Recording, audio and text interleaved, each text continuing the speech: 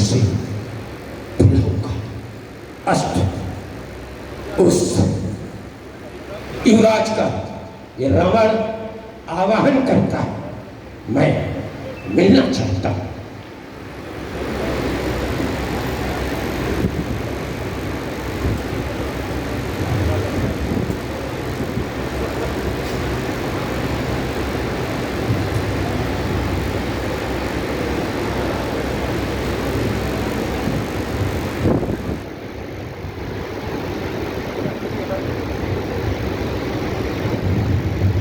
श्री लंकापति रावण जी के श्री चरणों में अयोध्या नरेश श्री दशरथ का पुत्र राम आपके चरणों में प्रणाम करता है। स्वीकार करें हमारा प्रणाम। जब ये वो होता तो ये प्रणाम न करता, तो परमात्मा की स्थिति में खड़ा कर दिया। यहाँ तो भ्रांतिमान अलंकार उपस्थित हो गया। करना क्या? हाँ, याद आ गया। क्षत्रिय वतन होने के कारण अपने कुल की मर्यादा को ध्यान में रखते हुए मुझे वैश्रवेण समझकर प्रणाम किया गया है, तो मेरा नैतिक कर्तव्य है कि मैं उसे आशीर्वाद दूं। सदैव यामिनी ज्योत्सनावत प्रफुल्लित रहो राघव। हो सकता है ये तुम्हें लोग दशरथ नंदन राम के रूप में समझ रहे, लेकिन मेरी दृष्टि कहीं और है। अगर और है तो न्यायाधीश ये रावण तुमसे न्याय की गुहार करता है। क्या दोष था उस चौकी की रक्षक तालुका का? क्या दोष था सुबाऊ का? मैं जान सकता हूं। श्री लंकापति रावण जी कहे, आपके द्वारा जो भी प्रश्न चिन्ह हमारे ऊपर लगे हैं, राघव अगर तुम पर कोई प्रश्न चिन्ह लगाएगा तो अस्तित्व उस राष्ट्र का समाप्त हो जाएगा जिस राष्ट्र के लोग प्रश्न चिन्ह नहीं, लेकिन कम से कम अपराध बोध तो हमें हो कि हम गड़बड़ कर रहे थे। जो आपकी दृष्टि में अपराध है, हमारी दृष्टि में केवल गुरु आज्ञा थी। गुरु ने आदेश दिया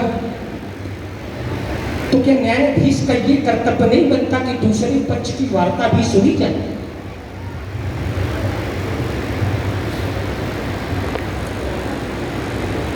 दूसरे पक्ष की भी तो वार्ता सुनी जाए। न्यायाधीश का ये नैतिक कर्तव्य है। एक पक्ष की वार्ता सुनने के बाद यदि निर्णय ले लिया गया, ये क्या न्याय होगा?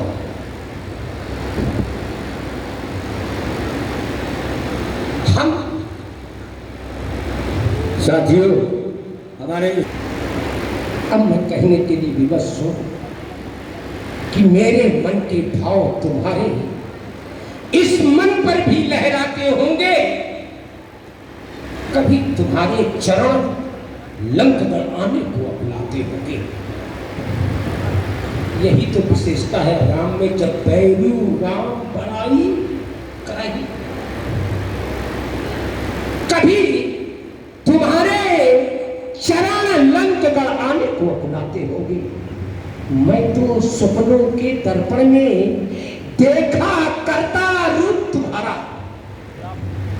सच कहना राघव, क्या अपने सपनों में तुमने मुझको कभी निहारा? हाँ, मन पर क्या विश्वास किसी का?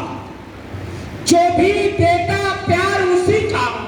फिर भी मेरी सुध के बादल तुमको आधी रात रुलाते होंगे। कभी तुम्हारे चरण लंकगढ़ पानी को बुलाते होंगे। कहे ना को कहे, जिससे शांत हो मेरे मन की विपत्ति। श्री लंकापति रावण जी का हमारे आने का हेतु केवल इतना मात्र है, संपूर्ण वसुंधरा पर धर्म की स्थापना और अधर्म का नाश हो जाएगा तो हमारे आने का लक्ष्य भी पूर्ण हो जाएगा। हे लंकेश, हे लंकाधीश, हमारे आप जानत तो रह करो कि अधर्म का पोषक रावण है, तो धर्म का है पैदा जो सीधे होना क्यों मैं निपटा दे तो काम खत्म।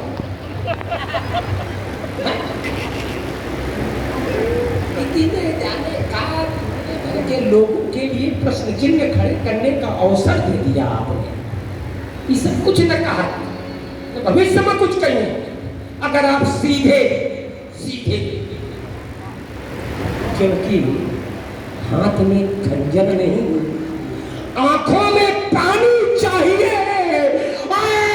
प्रभु मुझे दुश्मन भी खानदानी चाहिए, मुझे दुश्मन भी खानदानी चाहिए। श्री लंकापति रावण जी, हमारे आने का क्या हेतु है, क्या कारण है? जब आप सुन लेंगे उन शब्दों को तो आपको पूर्ण भान हो जाएगा। हे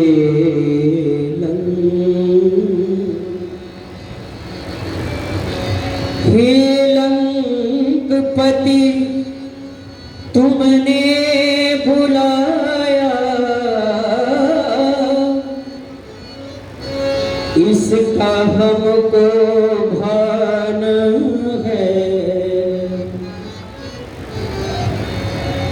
मैं नहीं भूलूंगा तुमको, क्योंकि भूत का भी ज्ञान है।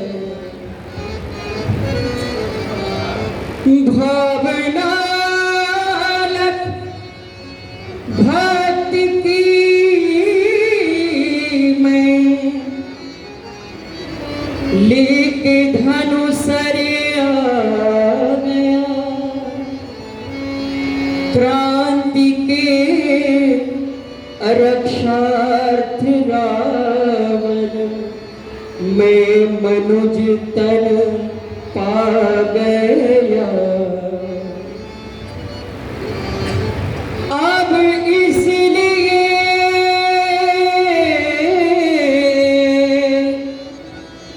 लंकेश मेरी बात को तुम ध्यान कर लो, क्योंकि शत्रु बनकर शत्रुता आज से लंकेश भर लो।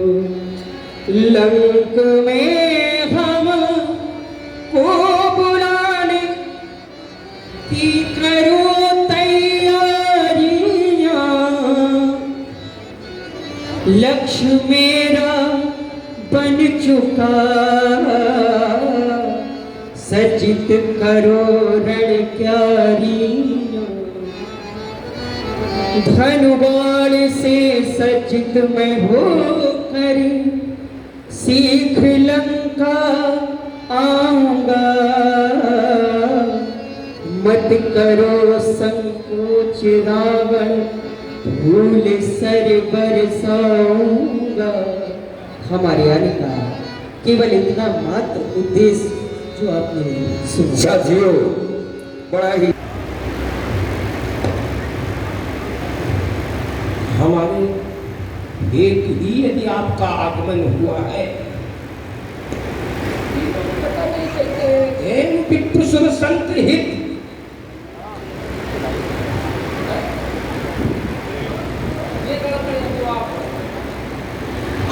ही नहीं सकते तो यही गड़बड़। कभी कभी आप कहते हो जब जब नाथ सुरन दुख पायो तो नाना तम धरी, तो आज रावण तो मैं भेद तुम्हारे, मैं समझ गया। एक पिता के चार संतानें होती हैं, को के 4, को के 3, को के 2, सबके यहाँ यही स्थिति।